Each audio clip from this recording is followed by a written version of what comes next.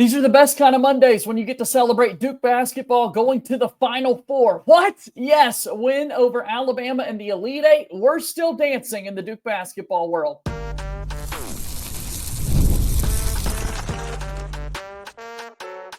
You are Locked On Blue Devils, your daily podcast on the Duke Blue Devils. Part of the Locked On Podcast Network, your team every day. Hello, everybody. Welcome into another episode of the Locked On Blue Devils podcast. My name is JJ Jackson. So excited to have you here with us today on the final day of March, Monday, March 31st, 2025, as we take a look at Locked On Blue Devils, a daily podcast devoted to everything going on inside the life of Duke athletics. We're talking about this Duke basketball team advancing to the 18th Final Four in school history, the first under head coach John Scheyer. And we're going to be joined today by our good friend Josh Cox from Duke Football Talk Section 17 podcast and Duke Report, talking all things Duke hoops. If you have not done so already, please be sure to follow and subscribe to Locked On Blue Devils for free, wherever it is that you get your podcast. Leave us a 5-star rating and written review. Go ahead and like these videos on YouTube to watch the show each and every day, and also subscribe to our YouTube channel. Really appreciate all the support that you give us here at Locked On Blue Devils. So without further ado, excited to welcome him on into the program. Here is the aforementioned Josh Cox back with us. And man, what an awesome feeling. We get to keep talking about Duke basketball here this season, brother. Man, what an incredible weekend. Duke went into that, I felt like, with a pretty difficult draw with Arizona in the Sweet 16. And Duke showed its dominance. And I know we're going to get into it, but in a unique way, man. I mean, just kind of historic performances and kind of, with flashes of Cooper being Cooper, but also longer stretches of Cooper not being Cooper, and Duke still, going away. But yeah, it was incredible. Got to be there in the Prudential Center, was courtside for both games, was able to be in the locker room after both games, and just the celebration, this past Saturday night. It was incredible. The vibes had to be an all-time high. I mean, if I want to start there with Cooper Flagg, the best player in the country, he was unbelievable in that game on Thursday when Duke knocks off Arizona in the Sweet 16. 30 points, does everything else, rebounding, assisting, and they couldn't find a way to slow him down. They needed it. It was an off day for the Duke defense, but fortunately Cooper Flagg and our offensive unit were locked in, man. Well, and I think that's what makes this team great. It's like, they can definitely ugly it up and play a slower game if they need to and win on the defensive side, but they also can outscore you. And that's exactly what you saw in the Arizona game. I mean, 193 was a track meet. And hey, listen, kudos to Arizona and their offense. I mean, the difference in these two teams from November, to March was just radical, the difference. And Duke was way better and much, more efficient on offense, but so was Arizona. Both teams wanted to get up and down the court more. And I mean, I hate to say it, Caleb Love just played an incredible game, and Duke still, outscored them. And then you see the defensive prowess in the Alabama game, right? You see Duke lock down on the defensive end and really make it difficult for another high-scoring team that has scored 113 points and made 25 threes, in the previous game, and just, shut them down. And so, what was that like being in there as that's happening, as the Alabama? Yeah. The place, so it was interesting because, you're kind of halfway paying attention to the game and you're kind of halfway not. I mean, I wasn't like on press row for that game. I was sitting there taking it in. And, I'm like, man, they've hit a lot of threes, Yeah. And I think this was like at like the 15 maybe mark of threes made. And then they kept making them. And then you started hearing like rumblings of people around, and then they make another three and the place would just start like, after it got to like 18, I mean, the place just started, every time they hit a three, the place just went wild. And then, inside the arena, they made a point when they broke the record. I forget what number that one was, 21 maybe. It was, whatever the actual record was. When they broke that, they flashed it up on the screen. The SID for the East Regional sent the email out, and then they kept making going. them. They got to 25, and it was really cool, man. I mean, to be able to kind of witness history there, and that was kind of the buzz, honestly. For that day, even with Duke's win with Arizona. I mean, I found myself in the locker room talking to Isaiah Evans and talking to a couple of Duke guys saying, hey, you were in the locker room here, but like, if you didn't know, they hit 25 threes, and all of them knew. They're like, oh, we heard, and like that kind of thing. So it was kind of the talk of the night, really, even with Duke's, win over Arizona. Everyone wanted to talk about 25 made threes and Mark Sears and all that stuff. Which makes it even more better that we did win that game, or else it would have been like, all right, it's the end of the Duke game, the season's over, and yet there's still so much hubbub about a team making 25 threes in an NCAA tournament game. So Duke able to pick up that win against the Wildcats. I thought, as we said, Cooper Flagg was excellent for the Blue Devils. We also saw Malik Brown return from injury. That was an added wrinkle there. But really on the interior, Duke was able to get a lot of actions going, not only with Maluach, but Pat Ngongba, man, there were several lobs that he was able to catch there right at the rim as well in that Arizona game. So I thought it was interesting, and I asked both Khaman and Pat about that after the game. I know Duke always is looking for that lob threat. They're always looking to run to the rim, but it doesn't always work. There's some games where like they just don't. It doesn't execute right. Either the rotation happens or whatnot. And I believe it was Khaman that said there was a halftime adjustment that Duke made in the Arizona game on, I think it was like the timing of how he slipped the screen or whatever it was. And it just opened things up a little bit more, for both of them. And then kudos to the guards and Cooper. I guess he's a guard too, technically. But just the timing of the passes, getting it there when they need to be there. I thought that was a very interesting one. A pass, I believe it may have been in the Alabama game, though, where Tyrese almost gets fouled. He's kind of off balance, and he throws it up, and catches Khaman on one. But anyway, that was beautiful. That's beautiful basketball, JJ, especially when you're in the arena and you're close. Whenever you can almost see the lobs happening if you slow it down in real life. Like you can kind of you can see it happening. And then when it happens, like a split second later, it's just a really cool vibe, and obviously a momentum swing every time it happens. You're like, oh, this is going to be it. This is going to be the opportunity for Duke to make. You see the rotation, right? Yeah. You see the first rotation, and then you see the second rotation on the pass, and you're like, it's about to be a lob. Yeah. Like there's no way they're getting back to Khaman that quickly or Pat that quickly. So it's happening. Like we said, in that game, it was 35 points from Caleb Love. It was 93 points for Arizona, the most points anybody had scored on Duke up to that year. And so that's a big question going into that Alabama game. How is the defense going to respond? Not only against a team that just made those 25 threes, but also just like, hey, get back to your level of play. Get back to what we typically expect out of that Duke defense. So we'll start to talk about that after we take this break here on today's episode of Locked On Blue Devils. Locked On Blue Devils here today is brought to you by our friends over at FanDuel. March Madness is here, and so is the Final Four. FanDuel is giving you the chance to get in on the action like never before. Right now, new customers can get $200 in bonus bets when your first $5 bet wins. That's $200 extra bucks to use on everything from buzzer beaters to Cinderella stories and even who's cutting down the nets. We take a look at some Final Four odds. Duke has the greatest chance of the four remaining teams to win it all. Duke, Florida, Houston, Auburn, those four teams still left in the running. Duke right now a 4.5-point favorite over Houston in the first Final Four game. I love FanDuel so much because the app is easy and simple to use. And when I win, I get paid instantly, no waiting around. Just go ahead and visit FanDuel.com and get in on the college hoops action all tournament long. 1 weekend left. It's the best time to join. FanDuel is a proud sponsor of Locked On Blue Devils. Okay, we've got Josh Cox here with us from Duke Report. He was there for the Duke basketball game over Alabama. We talked about the defensive effort that Duke needed to have on Saturday against the Crimson Tide, and boy, they showed up. One of the worst performances offensively for one of the nation's best offenses in Alabama. After making 25 three-point shots, they make just 8 against Duke. Oh, the defense was on another level. And, I think something that was not being highlighted enough, I actually was able to speak to Dave Shoemate about this before the game even started, was, certainly you have to hit the shots if you're Alabama in that Sweet 16 game against BYU. But, man, BYU's defense was just horrendous.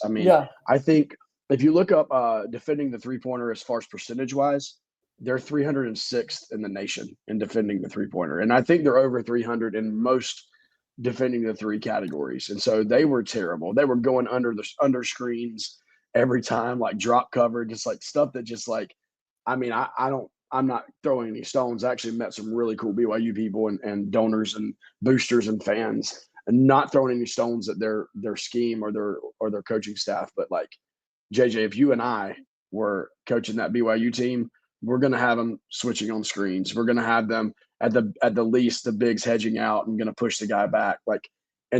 Sears was coming off the screens and just he was wide open. But anyway, Duke adjusts, and obviously what you saw with Duke was you saw a ton of switching, but aggressive switching. It was not like back off switching. It was very aggressive switching, and you've seen this off and on throughout the season with Ngongba and Maluach. But Ngongba and Maluach were both switching pretty aggressively, even on the guards. And I think Maluach showed that all the way back in the summertime when he was playing for South Sudan in the Olympics, that he could switch on the guards and he could defend that. And he did. They both moved their feet well, and they both did a good job. And for Alabama, even the threes that they did hit, JJ, if you really look at them, a lot of them are on like long rebounds, offensive rebounds where the ball was kind of bouncing around. And obviously Duke is, going after the ball, and then all of a sudden there's a kick out, right? Yep. To a wide open three, or some sort of like play breakdown where Alabama was like in the lane and the guy was looking for somewhere to go with the ball. And then sure enough, like a cross court kick out was there. But as far as like the regular flow of Alabama's offense, I would actually love for some of my analytics friends who are way more into that than I am. It would be very interesting to see if Alabama ever hit a three out of their initial action in the offense, because Duke did such a good job of stopping it. Yeah, I thought the in-game adjustments, even because early in the game they weren't necessarily switching 1 through 5, but then Aiden Sherrill comes in and he knocks down a couple when Maluach wasn't out there contesting as tightly as he should have in that spot, because that's just what he was asked to do. He wasn't asked to be out there. And then Duke does make that adjustment, makes it way more difficult for Alabama to get in their sets. And when you've got Mark Sears, an All-American who goes 2 for 12 in his final game of the season, he's clearly frustrated. He's committing offensive fouls, trying to do anything possible to kind of get himself back in a rhythm and get him going. That was the biggest thing there for me, to kind of see him so flustered and frustrated, and Duke having that big of an impact.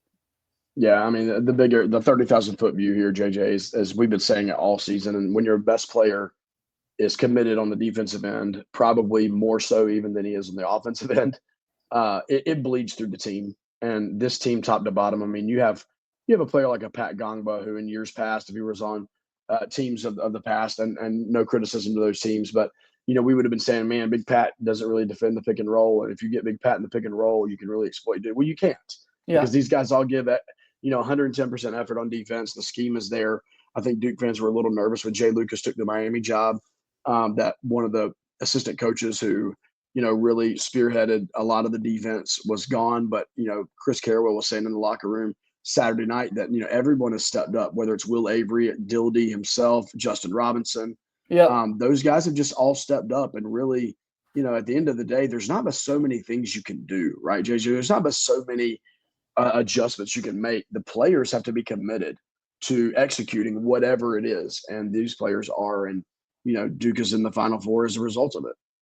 Okay, so I've got the box score up on the screen for those watching us on YouTube from this Alabama game. 85-65, the final score. 16 points for Flagg, 21 for Knipple. Maluach finished with 14. Proctor finished with 17. Looking at these players, these numbers in particular, just from this game alone, what jumps out to you? Efficiency. Yeah. Just an incredible, offensive performance. I mean, you have Khaman Maluach with 6 of 7 from the field. I mean, it's crazy. And then also I love what, Duke was trying to get out, 19 for 22 from the free throw line. Yeah. And, led by Con Knipple, 7 of 7, and Sion James, 5 of 6. And, just those types of things jump out to me. Obviously, Duke turned the ball over a little bit, I felt like, in this game. Cooper especially early on in the first half. That stands out to me as something that Duke overcame and still won by 20. Was not their best performance taking care of the basketball. But look, man, you got 4 guys in double figures there, with Sion coming up, with 9 points. And it's not just this game, JJ. If I can real quick, like I did a little bit of math on the 4 main players for Duke throughout the East Regional. So these 4 games, right? The 2 games in Raleigh and then the 2 games in Newark.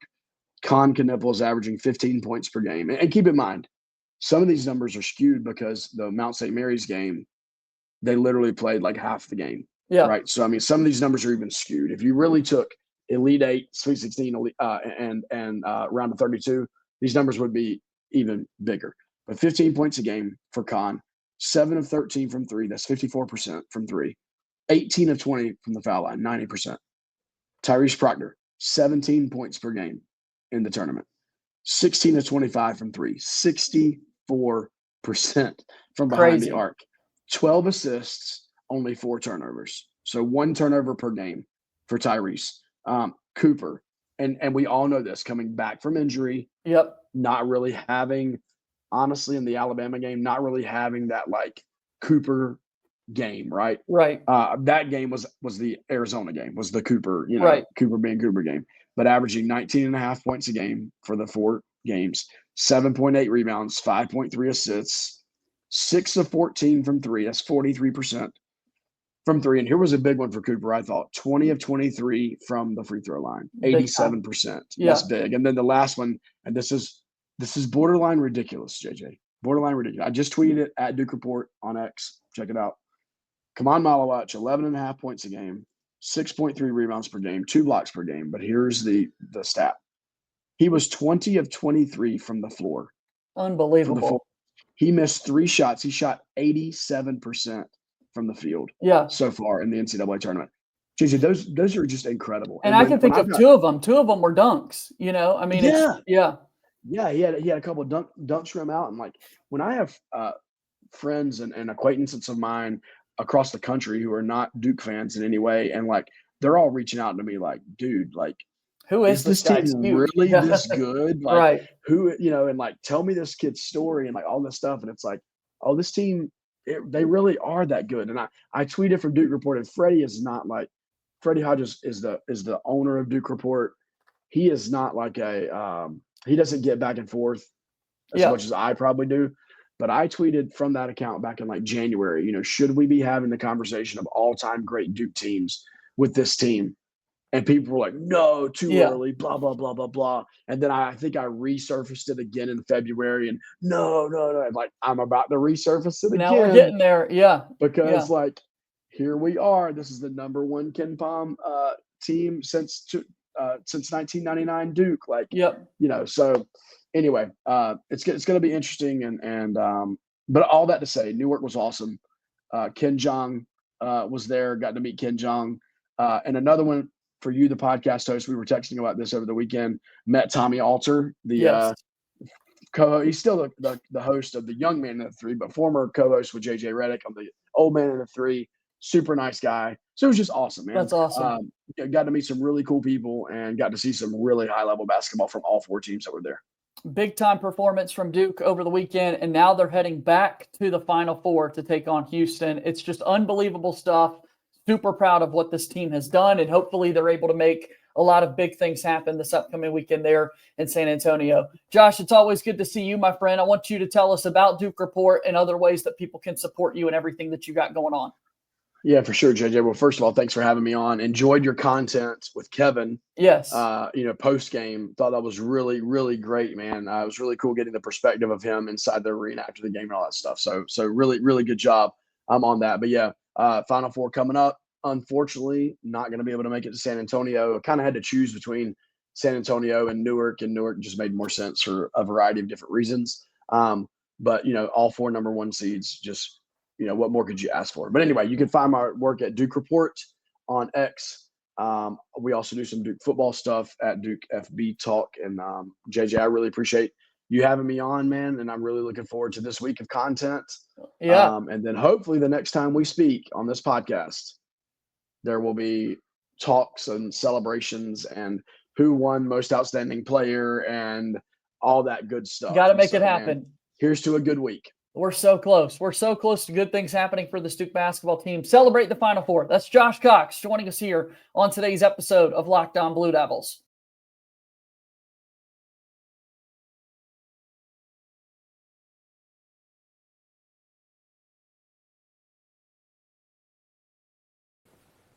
The NCAA tournament is here, and so is the bracket breakdown. Locked On Podcast Network and Amazon Fire TV channels are teaming up to deliver NCAA tournament coverage like never before.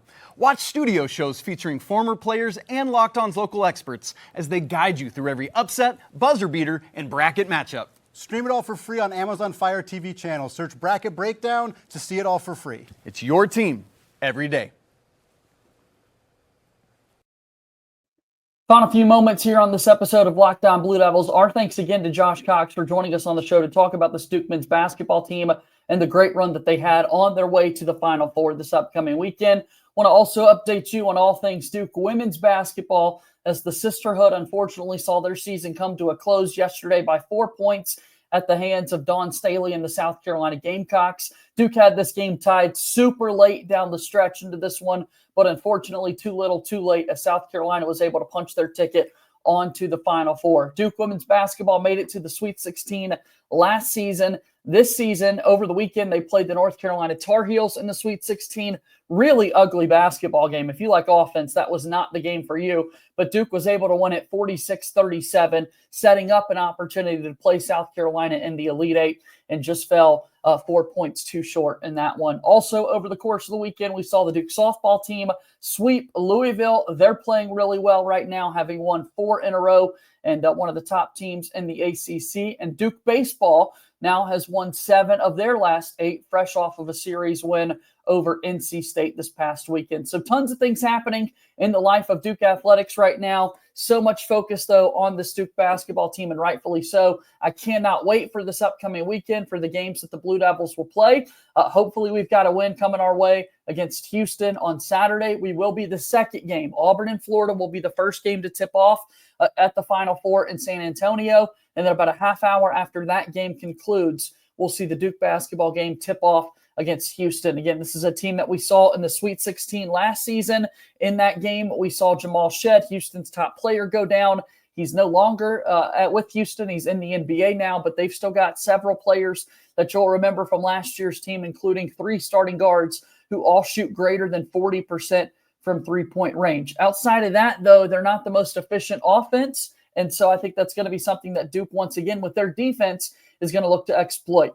Much different than Alabama, though, because Houston is very, very good on the defensive end of the floor. So that's where Duke will have to work hard. It's the nation's most efficient offense, and Duke basketball against the nation's most efficient defense right now in the Houston Cougars. I mean, this is a basketball fans' dream, seeing these two teams come together and meet up on Saturday. So very excited to see it all play out, and excited to talk about it with you all throughout the rest of the week right here on Locked On Blue Devils. Thank you always for your support. Be sure to follow us wherever it is that you get your podcast. Leave us a 5-star rating and written review. Also, subscribe to our YouTube channel. Like this video, share it with your friends, and so much more. As always, go Duke. I'll talk to you tomorrow. My name is JJ Jackson. Thank you and good day.